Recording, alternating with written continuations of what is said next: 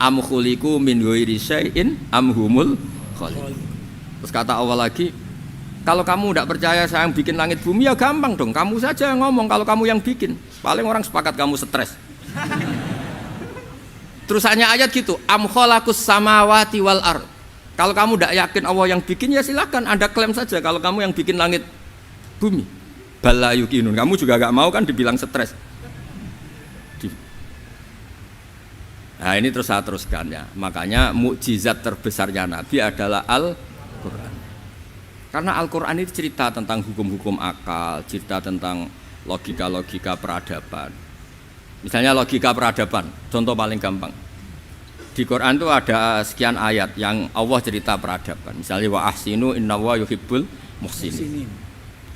Itu dikutip terus kemudian disimpulkan dalam peradaban. Kata Sayyidina Ali karramallahu wajhah ngendikannya gampang.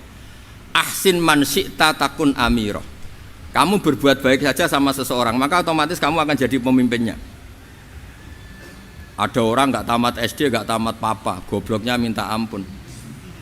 Tapi karena gaji seorang pakar, kamu tak gaji 1 bulan 1 miliar, perusahaan saya jadikan besar.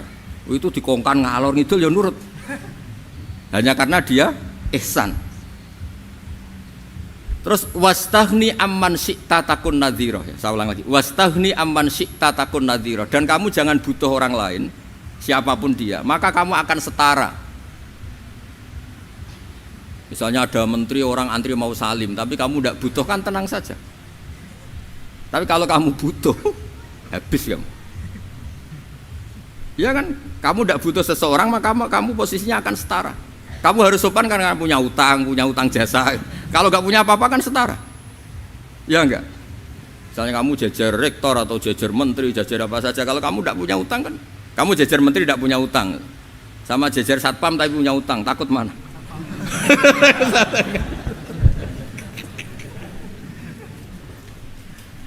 Kalau butuh itu mesti kalah kan? Ada pejabat misalnya nggak begitu cantik sama perempuan cantik yang kamu butuh ingin dicintai, takut mak. Padahal nggak jelas orang ini pangkatnya apa. Jadi dalam hukum sosial itu kata Sayyidina Ali wastaghni amman syi'ta takun nadhira. Kamu jangan butuh seseorang maka kamu akan setara. Terus yang terakhir wahtas ila man syi'ta takun asirah. Asirah pakai sin. Dan silahkan butuh seseorang maka kamu akan jadi budak dia. Ya coba misalnya Anda seorang profesor, seorang alim, seorang kiai top, misalnya mencintai janda di ujung kampung sana, jalan kaki 2 kilo, padahal itu gak tamat SD, tapi gara-gara seneng, kacau kan, logika kepangkatan hilang semua kan. Jadi itu hukum peradaban, itu mewakili isi-isi sosial yang diterangkan Quran. Ya, jadi paketnya 3 tadi ya. Ahsin man syi'ta takun amirah. Kamu berbuat baik sama seseorang maka kamu bisa memimpin. Wastaghni amman syi'ta takun nadhira. Kamu jangan butuh seseorang maka kamu akan setara. Mbok kamu ketemu orang terkaya di dunia. Ya ketemu orang terkaya di dunia, kamu jejer, kamu tidak butuh dia. Tenang kan bisa setara kan? Tapi kalau butuh harus sopan, ngajukan proposal, harus berakhlak karimah.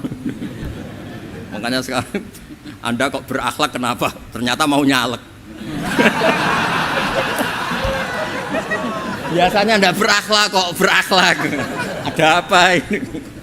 Makanya guyonan di Rembang itu Beb Husain itu. Kalau ada orang mendadak sopan sama temannya curiga, kok tumben sopan, mau utang ya?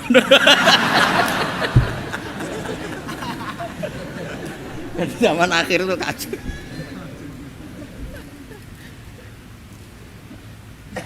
Ya di semua daerah gitu ya sama Pak Rektor ya. Kalau ada teman biasanya nggak sopan kok sopan, itu temannya curiga. Ini Pak Rektor UI ini kok tumben sopan, ada apa ya? Karena di mana-mana orang butuh itu pasti beretika. Kamu punya teman paling berdua, kalau mau utang berakhlak gak? Atau misalnya kamu punya adik cantik terus punya teman berdua, kalau cinta adik kamu berakhlak gak? Biasanya nggak sama sekali nggak berakhlak. Gara-gara butuh menjadi berakhlak. Ya jadi hukum sosial itu ya kuncinya 3 tadi. Ahsin man syi'ta takun amira. Wastaghni amman syi'ta takun nadhira. Terus wahtas ila man syi'ta takun asira. Kalau kamu butuh seseorang, pasti kamu dibikin hina. Asir itu tawanan. Nah, Quran itu bicara sosial itu lengkap. Dan itu yang nunggui kita. Kita punya tetangga yang kurang baik, ya seneng. Punya tetangga baik, ya seneng. Kata Imam Syafi'i, saya berkali-kali cerita. Kok seneng semua Imam Syafi'i? Ya bagus lah. Kalau yang seneng saya enak lah. Dijak jagongan, dijak ngopi enak. Yang nggak seneng saya, gak ngarah utang. Uang itu nak, kamu punya tetangga gak seneng kamu, aman kan? Aman. Gak akan pinjem uang kan, pinjem mobil. Wong gak seneng kok. Makanya Imam Syafi'i itu kalau ngedikan luar Syafi'i, diceritain orang, ya Aba Abdillah bagiannya, ya Aba Abdillah orang itu gak seneng kau, bagus lah. Loh kenapa bagus? Waman asa'a ilaika faqad atlaqaka. Orang yang gak seneng kamu maka membebaskan kamu. Gak akan pinjem uang, pinjem mobil, gak akan ganggu waktu kamu, kan gak seneng. Justru yang seneng-senengi masalah pinjem terus. Imam Syafi'i itu orang yang anggap dunia itu selesai.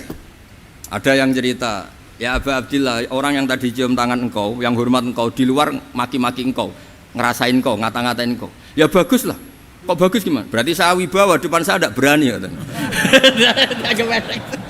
Berarti saya wibawa, di depan saya tidak berani. Oleh itu makomnya sudah kulillah sumadarhum fi khawdihim yal'abun, sudah dunia itu selesai, sudah agak penting semua. Nah, itu kalau kamu anak-anak beki ahli Quran sudah ayatnya kulillah sumadarhum fi khawdihim yal'abun, sudah lihat Allah saja agak penting, makhluk-makhluk itu udah makhluk semua agak penting, sepenting Allah. Nah kita ini ditunggoni mukjizat seperti itu. Bayangkan misalnya kita ditunggoni tongkatnya Nabi Musa. Saya ngajar di sini terus ini tongkat. Terus nanti yang tanya, Gus itu kayu apa Gus? Nanti yang kolektor tanya itu harganya berapa Gus? Ruwet apa? Terus yang ahli suudon itu asli gak Gus? Wah. Yang ahli suudon kan mesti tanyanya gitu, itu asli enggak Gus? Repot-repot pokoknya. Tapi kalau Quran kan jelas, kenapa? Jelas. Ya terus saya teruskan. Fala yamurru terus al murad anna mu'jizatil anbiya in qaradat binqidari aqsam satu wa mu'jizatul Quran mustamirratun ila yaumil qiyamah wa kharquhu lil adat fi uslubihi wa balaghatihi wa ikhbarihi bil maghibat. Terus kata ini yang ngarang Fathul Bari sarahnya Imam Bukhari. Fala yamurru asrun minal aqsar illa wa yadharu fihi shay'un mimma akhbaru bi annahu sayakun yadullu ala sihhati da'wahu. Wa hadza aqwal muhtamilat wa takmiluhu fil ladzi ba'da wa qilani ya anal al makna anal mukjizat al madiyah kanat khissiyatan tusyahadu bil absar kana qati sholeh wa asa Musa. Mukjizatnya nabi-nabi dulu itu hanya penyembuh, hanya pelengkap, hanya nuruti keinginan mata. Seperti dahsyatnya apa? Laut Merah di sebelah apa dipukul sama tongkatnya Nabi siapa? Itu semuanya itu hanya memanjakan mata. Urusan mata, terus wow itu. Tapi kalau mukjizatnya Nabi Muhammad itu berdasar akal.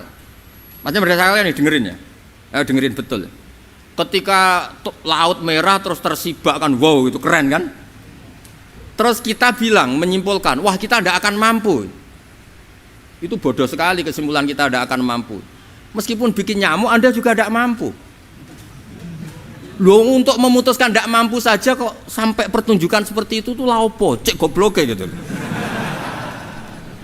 Nah kalau kita karena umat yang pinter untuk memaksa kita nggak mampu, Allah bilang innallaha la yastahi ayadriba mathalam ma ba'ud. Kita melihat nyamuk langsung berkesimpulan tidak mampu. Saya berkali-kali cerita nyamuk itu sudah kecil, masih punya urat, uratnya kayak apa? Masih punya kuman, kumannya seberapa? Ya enggak, nyamuk itu kecil, punya organ tubuh, organ tubuhnya punya urat.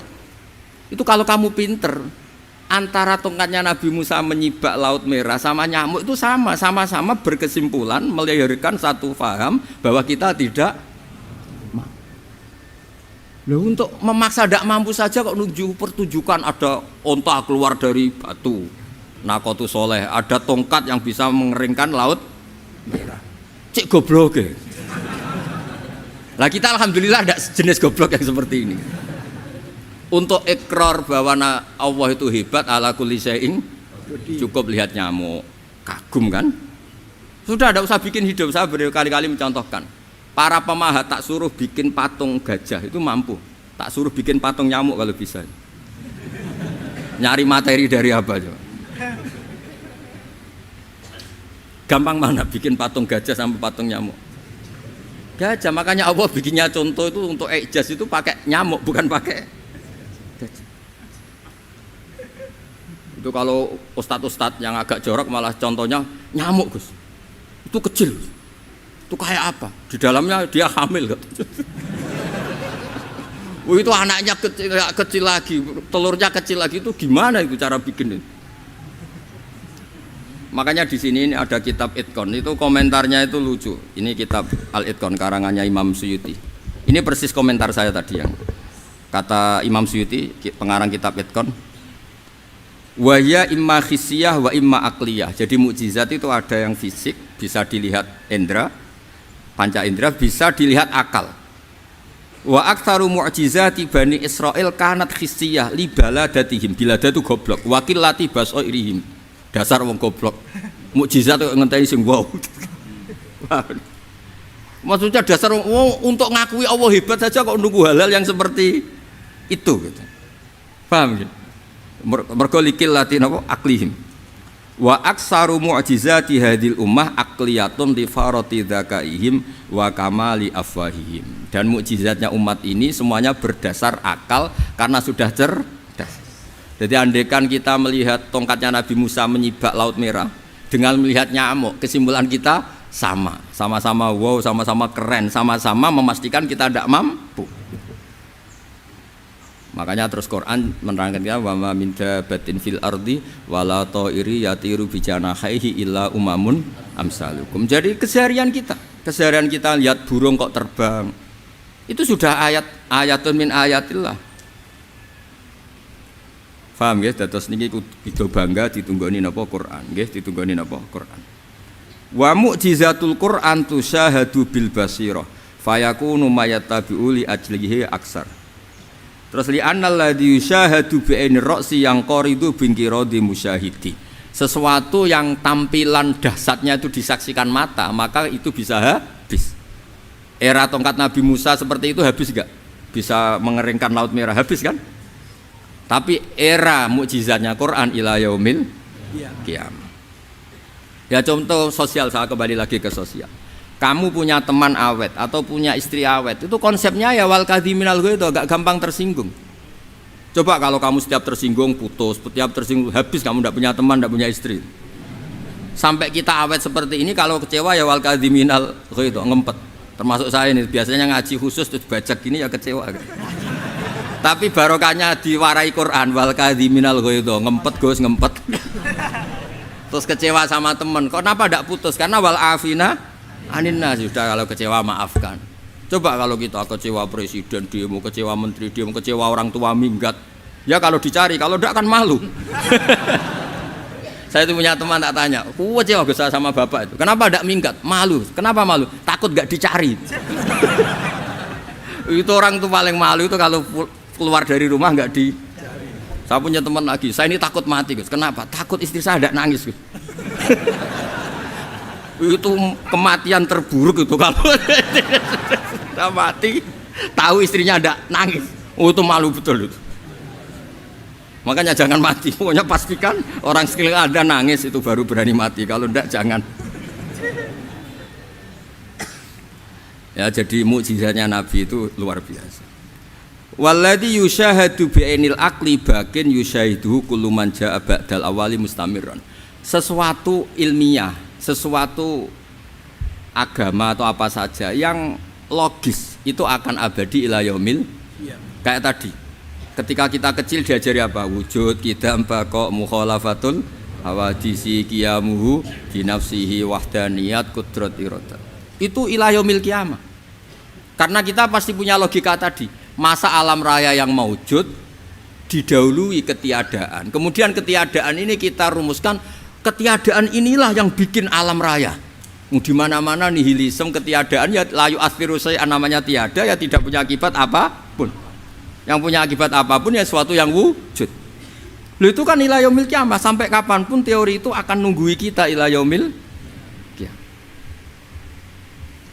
Tapi kalau tongkat Nabi Musa ketika kita tidak melihat kan punya alasan tidak ngandel, Musa tidak tahu kok. Tapi kalau kamu seperti ini, orang paling mulhid sekalipun, paling ateis sekalipun, terus ditanya, bisa enggak Anda mulai angka di luar angka 1? Tidak bisa kan?